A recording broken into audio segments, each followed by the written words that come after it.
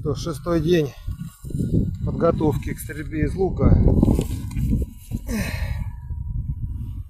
Габарит, более чем габарит, и попадание. Четвертое, задумался, бог знает о чем, и, короче, как бы получился, как бы сказать, непредумышленный выстрел.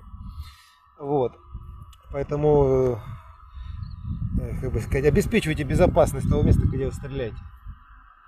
Вот. Сегодня очень хорошее такое событие, можно сказать, для моей тренировки. Это сегодня достаточно сильный ветер. Ветер боковой и немножко в спину. Сейчас можем сделать то, что нужно было сделать. Я подкину травку.